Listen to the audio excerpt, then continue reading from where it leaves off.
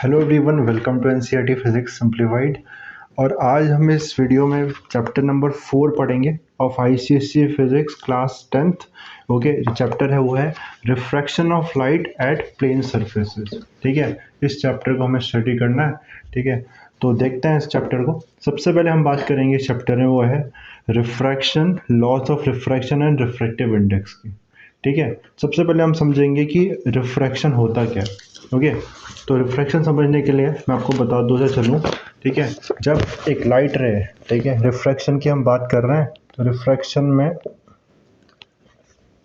जब एक लाइट रे, ठीक है, लाइट रे जब एक मीडियम में ट्रेवल करती है। सबसे पहले मीडियम मतलब क्या होता है, मीडियम मतलब समझते हैं। ठीक है, just a second. Yes, so medium क्या होता है, व्हाट इज अ मीडियम? ऐसा सब्सटेंस जिसमें से लाइट, ऐसा ट्रांसपेरेंट सब्सटेंस जिसमें से लाइट ट्रैवल कर सकती है। ठीक है, ऐसा ट्रांसपेरेंट सब्सटेंस जिसमें से light, substance in which light travels, in which light travels is refraction, इस मीडियम, उसको मीडियम बोलते हैं। जैसे कि एग्जांपल के लिए ग्लास एक मीडियम है, ठीक है, एयर एक मीडियम है। ठीक है, इवन लाइट जो है, और लाइट को इवन मीडियम की भी रिक्वायरमेंट नहीं होती ट्रैवल करने के लिए, तो लाइट वैक्यूम से भी ट्रैवल कर सकती है। Light do not require any medium to travel. ठीक है, ट्रैवल करने की मीडियम रिक्वायरमेंट नहीं होती। अब क्या होगा, लाइट की स्पीड क्या सारे मीडियम में सेम होती है? क्या लाइट की स्पीड ग्लास में और एयर में सेम है? ठीक है, तो उसका आंसर है ऐसा नहीं है। लाइट की स्पीड जो ग्लास में है, एयर में कितनी है लाइट की स्पीड?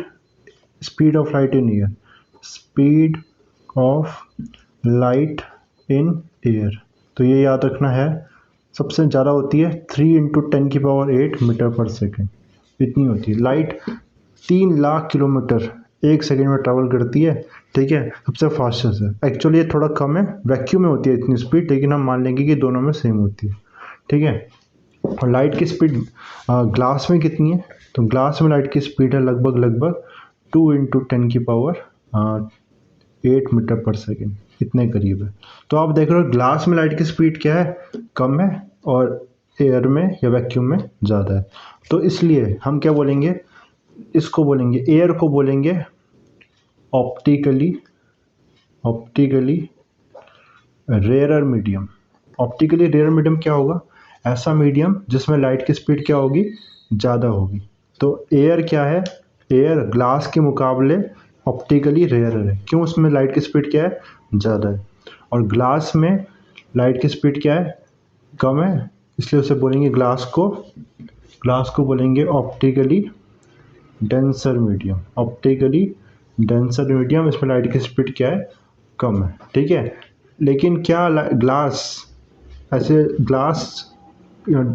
ऑप्टिकली डेंसर मीडियम है, तो वो एयर के रिस्पेक्ट में।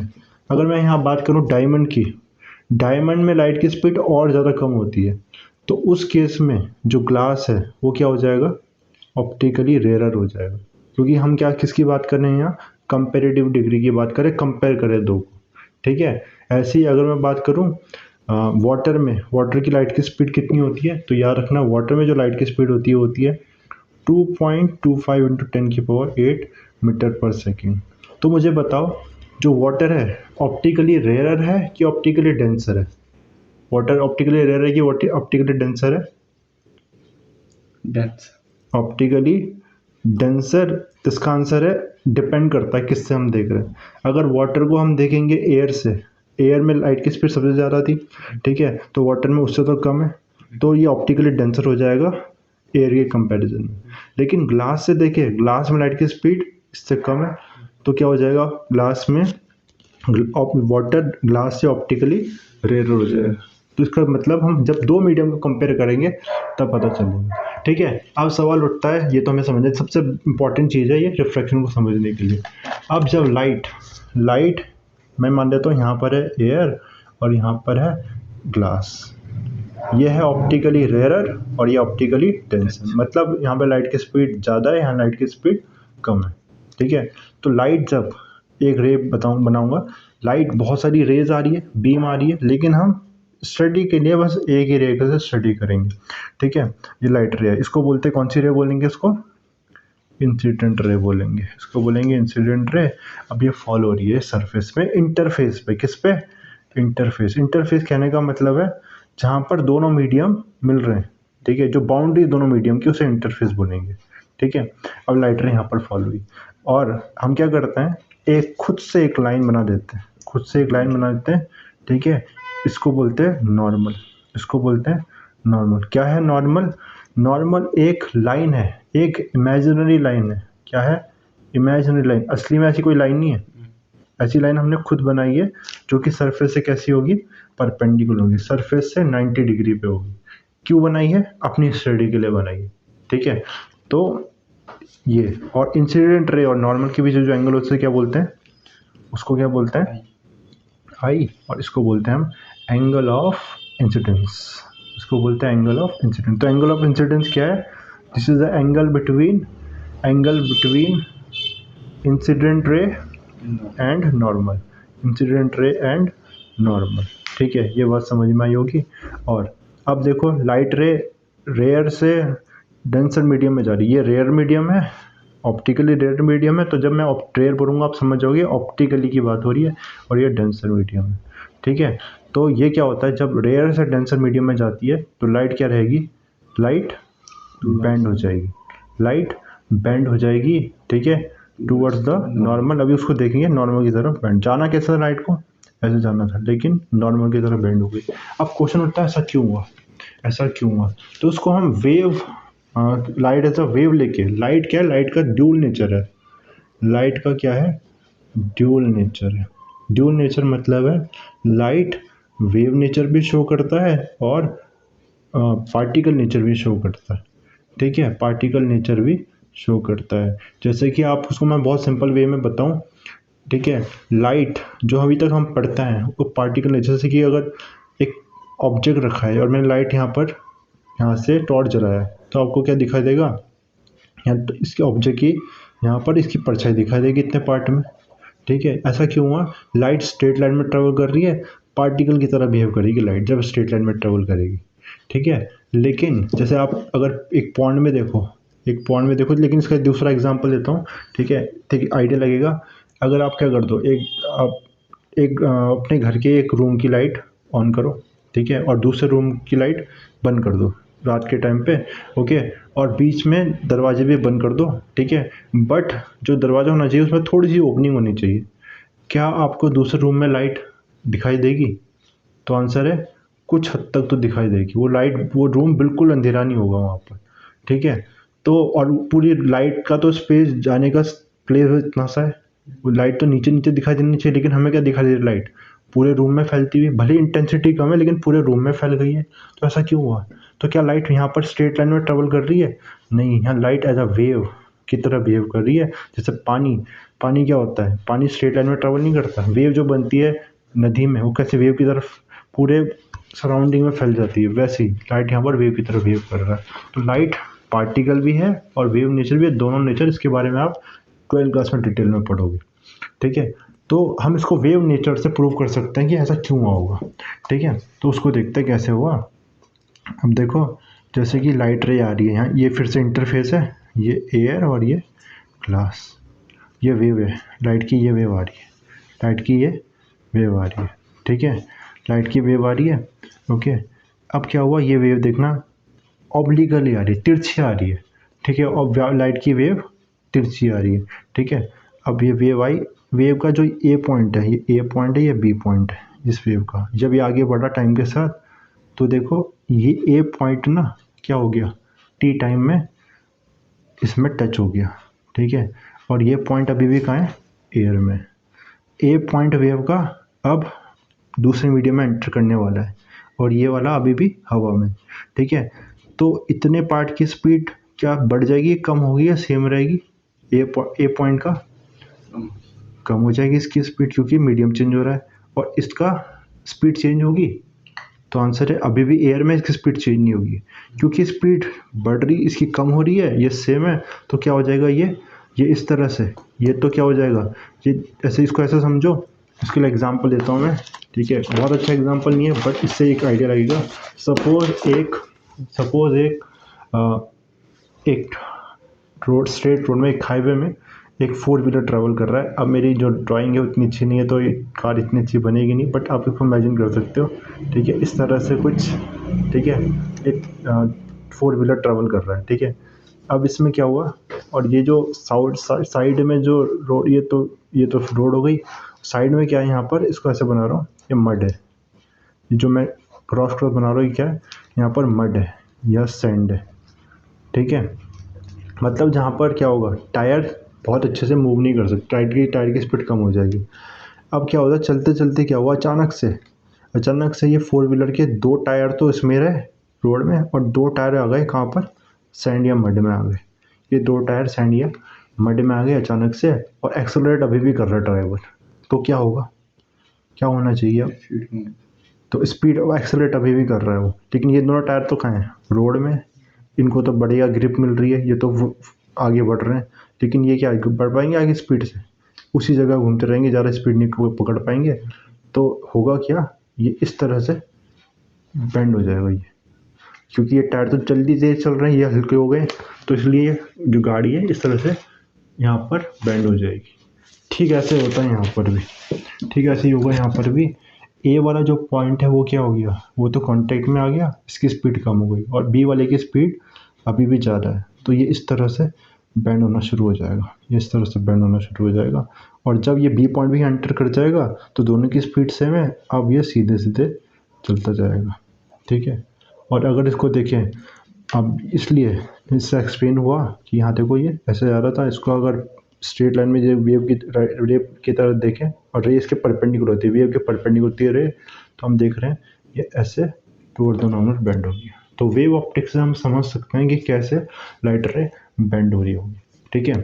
तो ये चीज़ हमें समझ में आई है। तो अगर मैं पूछूं कि what is the cause of refraction, refraction का कारण क्या है, कॉज ऑफ रिफ्रैक्शन, तो आंसर है कि रिफ्रैक्शन का कारण है कि speed of light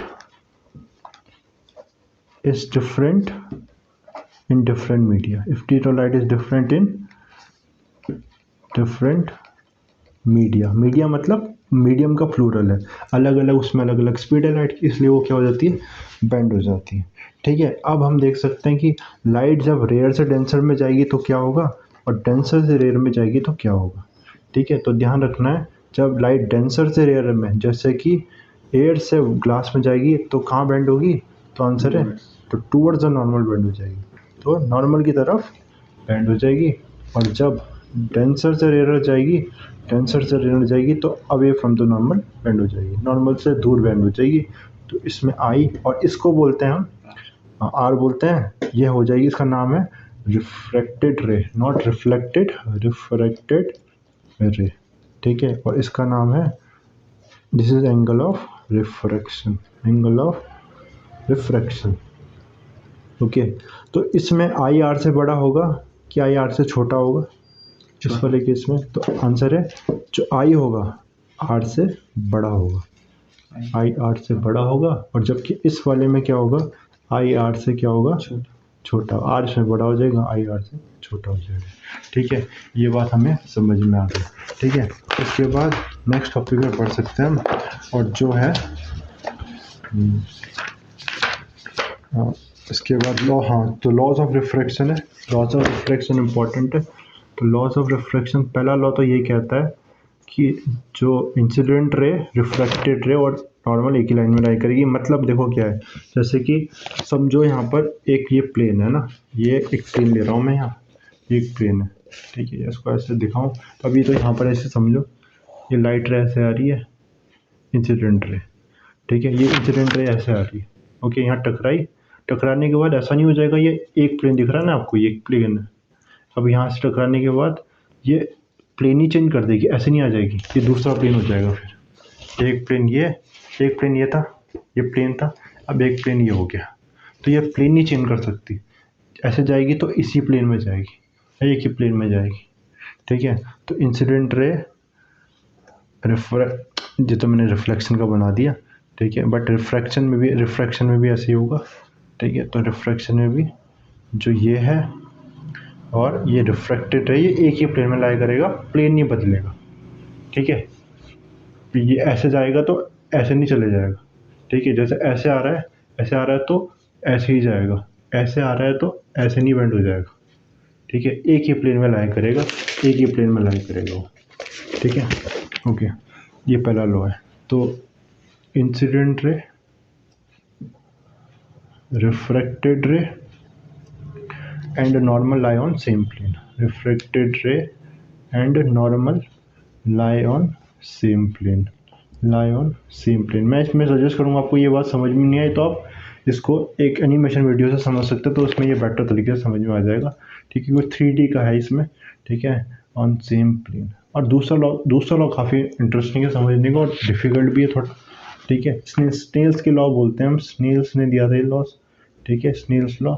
second law समझते हैं, तो सेकेंड लॉ को समझने के लिए ट्रिग्नोमेट्री का भी यूज़ है, लेकिन हम ट्रिग्नोमेट्री की अप्रोच ना लगा के पहले सिंपल अप्रोच से समझेंगे, ठीक है। अब देखो, जो स्पीड ऑफ लाइट ग्लास में थी, स्पीड ऑफ लाइट, जैसे कि लाइट कहाँ से जा रही है, मैं बोलता हूँ फिर से, एयर से जा रही है ग्लास में, एयर से जा रही है ग्लास में जा रही है, ठीक है। तो एयर में लाइट की स्पीड कितनी थी, एयर में लाइट की स्पीड थी 3 × 10⁸ मीटर पर सेकेंड, ठीक है। और ग्लास में लाइट की स्पीड कितनी थी, ग्लास में लाइट की स्पीड थी 2 × 10⁸ मीटर पर सेकेंड, ठीक है। इनका रेशो ले लेते हैं, ये कैंसिल हुआ, 3/2 इज़ 1.5, 3/2 इज़ 1.5, ठीक है।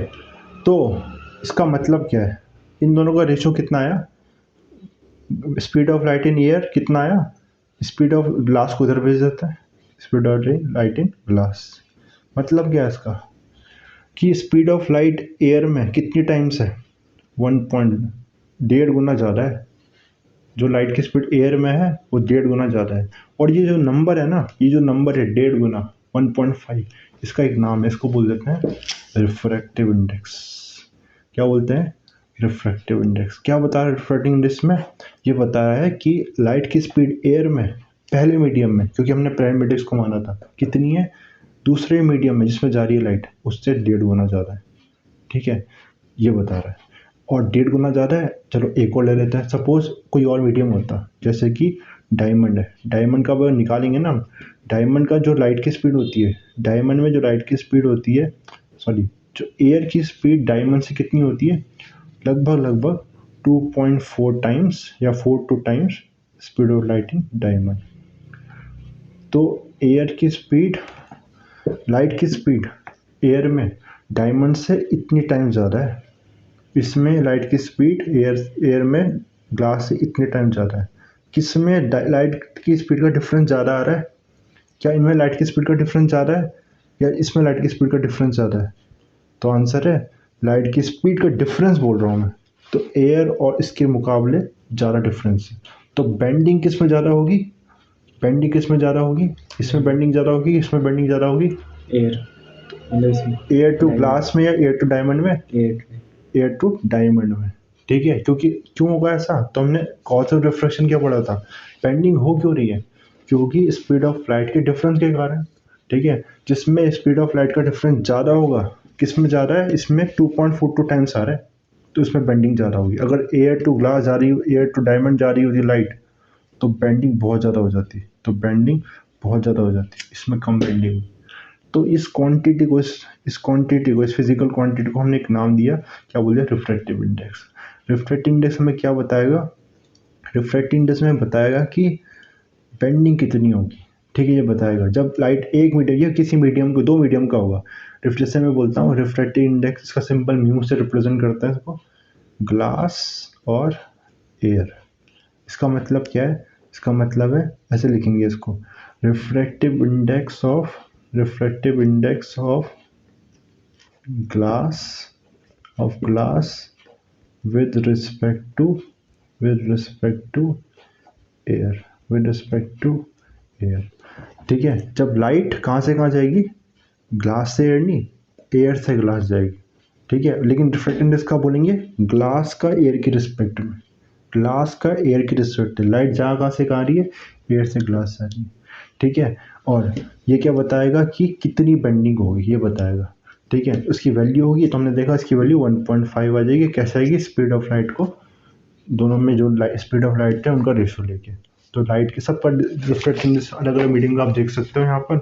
ठीक है, तो रिफ्रैक्टिव इंडेक्स वैक्यूम का वैक्यूम के रिस्पेक्ट में 1 हो जाएगा। 1 होने का मतलब देखो क्या है, मैं बोल रहा हूँ रिफ्लेक्टिव इंडेक्स वैक्यूम का, हम वैक्यूम के रिस्पेक्ट में देखते हैं, वैक्यूम का वैक्यूम के रिस्पेक्ट कितना है, 1 है। मतलब जब लाइट कहाँ से कहाँ जा रही है, वैक्यूम से वैक्यूम में ही जा रही है, वैक्यूम से वैक्यूम में ही जा रही है। ठीक है, तो स्पीड ऑफ लाइट दोनों में रेशो कितना आया, 1। मतलब दोनों में स्पीड ऑफ लाइट कितनी है, सेम, 1 टाइम्स है, मतलब सेम है। यानी कि बेंडिंग होगी, नहीं होगी, दोनों मीडियम सेम है ना, बेंडिंग क्यों होगी, सीधी जाएगी। ठीक है, तो किसी भी मीडियम का रिफ्रैक्टिंग उसकी रिस्पेक्ट में कितना होगा, 1 होगा, उसकी बेंडिंग नहीं होगी। ठीक है, और अगर मैं बोलूँ ग्लास का वैक्यूम के रिस्पेक्ट में, ग्लास का वैक्यूम के रिस्पेक्ट में इसका एक नाम है, इसको बोलते हैं एब्सोल्यूट रिफ्रैक्टिव इंडेक्स, इसको बोलते हैं absolute refractive index, absolute refractive index बोलते हैं इसको, इसको बोलते हैं एब्सोल्यूट रिफ्रैक्टिव इंडेक्स। ऐसे ही सबका रिफ्रैक्टिव इंडेक्स हमें दे रखा है, तो एयर का 1 है फिर से, लेकिन 1 पॉइंट इतना होता है, लेकिन हम 1 ही मान लेंगे। आइस का 1.31 है, वाटर का 1.33 है। देखो जिसका जितना ज़्यादा रिफ्रैक्ट, जैसे डायमंड का 2.41 है, मैंने 42 बोला था, 41 है। इसका मतलब क्या है, इसमें लाइट का स्पीड का डिफरेंस, स्पीड ऑफ लाइट का डिफरेंस वैक्यूम के रिस्पेक्ट में इतना है, इतने टाइम से वैक्यूम में स्पीड लाइट इतने टाइम से। बेंडिंग सबसे ज़्यादा किस में होगी, डायमंड में होगी, आइस में होगी, तो आंसर है आइस डायमंड में होगी। जिसमें रिफ्रैक्टिव इंडेक्स ज़्यादा होगा उसमें बेंडिंग ज़्यादा होगा। ठीक है, ये चीज़ हो जाएगी इसमें। ओके, इसके बाद आगे बढ़ सकते हैं, आगे हम बढ़ सकते हैं इसमें, और हम बात कर सकते हैं किसकी, क्या क्या चीज़ें और चेंज होती है। ठीक है, लाइट की और क्या चीज़ें चेंज होती है, तो 3 चीज़ें होती है जो साउंड वेव में भी हमने पढ़ा है। अब जब हम उसको वेव बोल ही रहे हैं, ठीक है, तो वेव की कुछ प्रॉपर्टीज़ होती है। वेव में क्या होता है, एक होगा वेव में, ये वेव है, लाइट को भी हम वेव की तरह कंसिडर कर रहे हैं। ठीक है, तो वेव में कुछ प्रॉपर्टीज़ होती है, फ्रीक्वेंसी होती है, एक होती है एक होता है इसका, बहुत सारी प्रॉपर्टीज़ है, लेकिन हमें मेन जो बात करनी है वेवलेंथ, और एक हो जाएगी वेव वेलोसिटी या स्पीड, वेव वेलोसिटी। ठीक है, तो वेलोसिटी की तो बात हमने कर ली अभी लाइट की, वेवलेंथ की बात करते हैं और फ्रीक्वेंसी की। वेवलेंथ मतलब क्या है, ठीक है, सिंपल अगर देखूँ तो लेंथ ऑफ वन वेव। ठीक है, लेंथ ऑफ वन, एक वेव की कितनी लेंथ है वो, ठीक है, उसको वेवलेंथ बोलेंगे। या फिर इसको ऐसे ही बोल सकते हैं, उसके लिए फ्रीक्वेंसी बताना पड़ेगा। फ्रीक्वेंसी क्या होता है, देखो फ्रीक्वेंसी मतलब एक सेकंड में कितनी वेव बन रही है, एक सेकंड में कितनी वेव बन रही है, number of waves in 1 second. अब आप बोलोगे कि वेव कैसे बन रही है, लाइट वेव, और ये भी जानना है, एक सिलेबस में नहीं है बट आप समझ सकते हो। जब चार्ज पार्टिकल एक्सेलरेट करते हैं ना, अप डाउन ऐसे ऑसिलेट करेंगे, ऑसिलेट करेंगे, तब बनती है लाइट रे, तब बनती है इलेक्ट्रिक फील्ड ऑसिलेट करती है, फिर मैग्नेटिक फील्ड ऑसिलेट करती है। लाइट क्या एक्चुअली इलेक्ट्रिक और मैग्नेटिक, उतना हमें जानने की ज़रूरत नहीं है, सिंपल रखेंगे तो वेव इस तरह से बन रही है। और देखिए आगे बढ़ रही है, तो एक वेव ये बनी, एक जैसे बोलेंगे क्रेस्ट और ट्रफ, तो इसको बोलते हैं एक वेवलेंथ।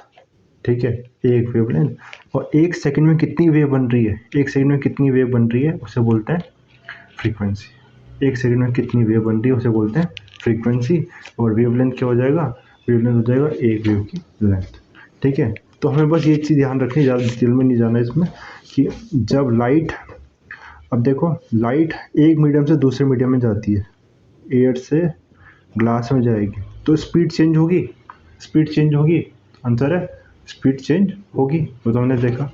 फ्रीक्वेंसी चेंज होगी, तो देखो जो पार्टिकल ऑसिलेट कर रहा है ना, वो तो वैसे ही ऑसिलेट करता रहेगा, मीडियम चेंज होने के बाद भी ऑसिलेट उतना ही करता रहेगा। तो वेव तो उतनी बनती रहेगी, बट क्या हो जाएगा, देखो जैसे वेव यहाँ पर जैसे जा रही थी, इसको बनाओ यहाँ पर, यहाँ वेव ऐसे जा रही थी, ठीक है। अब ये मीडियम ऐसा आ गया, ठीक है। अब क्या हो जाएगा, इसको थोड़ा सा अलग से तरीके से दिखाता हूँ। यहाँ एयर था और यहाँ ग्लास था, ठीक है। अब देखो वेव ऐसे जा रही थी, यहाँ पर इसलिए पार्टिकल ऑसिलेट कर रहा था, इसकी वजह से वेव बन रही थी, ठीक है। तो ये इधर से ऐसे ऑसिलेट कर रहा था, जल्दी जल्दी इतना ऑसिलेशन हो रहा था क्योंकि स्पीड ज़्यादा थी। लेकिन क्या हुआ, जैसे इस यहाँ मीडियम में एंटर किया, स्लो हो गया ये, तो यहाँ क्या हो जाएगा, अब वेव बनने में टाइम लगेगा, ठीक है। तो वेव लेंथ इंक्रीज हो जाएगी, ठीक है। थोड़ी इसमें मैंने उल्टा बोल दिया, इसमें वेव लेंथ क्या हो जाएगी, क्योंकि अब वेव इतनी बन रही है बस, ठीक है। इसमें वेव लेंथ क्या होनी चाहिए, डिक्रीज होनी चाहिए, ठीक है। तो आप बिल्कुल ऐसा समझ सकते हो उसको, ये थोड़ा गड़बड़ हो गया यहाँ पर, बस ध्यान रखना कि जब रेयर से डेंसर मीडियम में जाते हैं, रेयर से डेंसर मीडियम में जाते हैं तो स्पीड ऑफ लाइट क्या हो जाती है, रेयर से डेंसर मीडियम में स्पीड ऑफ लाइट क्या हो जाती है, तो आंसर है स्पीड ऑफ लाइट क्या हो जाती है, रेयर से डेंसर मीडियम में कम हो जाती है। स्पीड ऑफ लाइट डिक्रीजेस, और इसलिए वेवलेंथ भी क्या हो जाएगी, वेवलेंथ भी डिक्रीज हो जाएगी, ये याद रखना है आपको, वेवलेंथ भी डिक्रीज हो जाएगी, वेवलेंथ ऑल्सो डिक्रीज, ठीक है। वेवलेंथ भी डिक्रीज हो जाएगी, ओके। अब देखो इसके बाद जो आ जाएगा हमारे पास, ठीक है, एक प्रिंसिपल ऑफ रिवर्सिबिलिटी है, ठीक है। तो प्रिंसिपल ऑफ रिवर्सिबिलिटी, ठीक है, हम देख लेते हैं लास्ट टॉपिक आज के लिए, principle of reversibility. Principle of reversibility तो बहुत सिंपल सी बात है, जब ये लाइट रे आई है, एयर से ग्लास में आ रही है, एयर से ग्लास में आई है, सॉरी एयर से वाटर में आई है सपोज, ठीक है। तो ऑब्वियसली बात है क्या होगा, रेयर से डेंसर मीडियम है तो बैंड टूवर्ड्स द नॉर्मल हो जाएगी। अब मैंने क्या कर दिया यहाँ पर, यहाँ कर दिया एक ग्लास लगा दिया, एक मिरर लगा दिया यहाँ पर। अब ये क्या लगा दिया, प्लेन मिरर लगा दिया, तो क्या होगा, मिरर में तो, और देखो मिरर को कैसे लगाया, इसके नॉर्मली लगाया, मिरर के इसको नॉर्मली, इस जो लाइट फॉल रही है उसके नॉर्मली, तो लाइट यहाँ से टकरा के क्या होगी, जहाँ से आई थी हमें पता ना, जब एंगल ऑफ इंसिडेंस कितना हुआ, angle of incidence, incident rear है, नॉर्मल भी यहीं पर है, तो एंगल ऑफ इंसिडेंस 0 हो गया। तो जब भी नॉर्मली फॉल होती है लाइट रे, तो ऐसी बाउंस बैक हो जाती है, रिबाउंड हो जाती है, वैसे चली जाएगी, और यहाँ पर भी away from the normal band हो जाएगी। मतलब अगर मिरर लगा दिया तो लाइट रे जैसे आई थी, रिफ्रैक्शन हुआ वैसे के वैसे वापस चली जाएगी, ठीक है। रिफ्रैक्शन भी उसमें वैसे ही उल्टा हो जाएगा, ठीक है। इसी को बोलते हैं प्रिंसिपल ऑफ रिवर्सिबिलिटी, ठीक है। प्रिंसिपल ऑफ रिवर्सिबिलिटी से हमें यही चीज़ समझनी है। अब देखो इसमें जो refractive index of this water with respect to air, ठीक है, वाटर का रिफ्रैक्टिव इंडेक्स एयर के रिस्पेक्ट में क्या हो जाएगा, वो हो जाएगा कितना, 1 upon refractive index of air with respect to water, ठीक है। ये हम साइन से कर सकते हैं, एक्चुअली मैं आपको साइन वाला बताना भूल गया। रिफ्रैक्टिव इंडेक्स को हम क्या लिख सकते हैं, एक और तरीके से लिखते हैं, मैं सिंपल सा बताया था आपको, वो होता है साइन आई और साइन आर का रेशो। साइन क्या होता है, ट्रिग्नोमेट्री में जब पढ़ोगे तब देखोगे आप, ट्रिग्नोमेट्री में साइन थीटा होता है रेशो ऑफ एक राइट एंगल ट्राइंगल में परपेंडिकुलर और हाइपोटेन्यूज का जो रेशो होता है उसे साइन थीटा बोलते हैं। तो जो साइन ऑफ एंगल आई, जो भी एंगल बन रहा है, ठीक है, ये आई जो बन रहा है और जो आर बन रहा है, साइन इसका, साइन आई कैलकुलेट कर सकते हैं हम, ठीक है। और साइन आर, इसका रेशो हमेशा क्या रहेगा, एक कांस्टेंट आएगा, एक नंबर आएगा, हमेशा फिक्स नंबर आएगा, ठीक है। तो उसके थ्रू हम इसको कर सकते हैं, ठीक है। तो यहाँ पर उसको फाइंड आउट कर सकते हैं, ठीक है। तो देखो इसको कर भी देता हूँ मैं, तो देखो mu of water with respect to air क्या आएगा, तो आंसर ये आएगा, तो mu water with respect air क्या आएगा, sine i upon sine r. Water, air से वाटर जा रहा है ना, तो क्या आ जाएगा, sine i upon sine r. लेकिन जब मैं बोलूँगा air with respect to water, air with respect to water, तब क्या आएगा, देखो अब एयर से, एयर का वाटर के रिस्पेक्ट में, मतलब लाइट कहाँ से कहाँ जा रही है, वाटर से एयर में, उल्टा होता है ना, एयर का रिफ्लेक्टिव वाटर मतलब वाटर से एयर में जा रही है, तो वाटर से एयर में जा रही है, तो एंगल ऑफ इंसिडेंस कितना हुआ, एंगल ऑफ इंसिडेंस आई नहीं हुआ, ये हो गया आर, ठीक है, क्योंकि यहाँ से यहाँ जा रही थी, तो यहाँ आ गया साइन आई की जगह साइन आर आ जाएगा और साइन आई की जगह आर आ जाएगा, आई आ जाएगा। ठीक है, हम देख रहे हैं ये दोनों क्या एक दूसरे के रेसिप्रोकल है, इसलिए ये दोनों भी क्या होगा एक दूसरे के रेसिप्रोकल। यहाँ से रेसिप्रोकल रिलेशन आ गया, यही प्रिंसिपल ऑफ रिवर्सिबिलिटी। ठीक है, म्यू ऑफ एयर और वाटर। ठीक है, तो आई होप कि इस वीडियो से आपको कुछ सीखने को मिला होगा। आगे इस वीडियो लेक्चर को कंटिन्यू करेंगे। ठीक है, वीडियो पसंद आई तो लाइक करना, कमेंट करना जो भी आपका फीडबैक है, एंड थैंक्स फॉर वॉचिंग।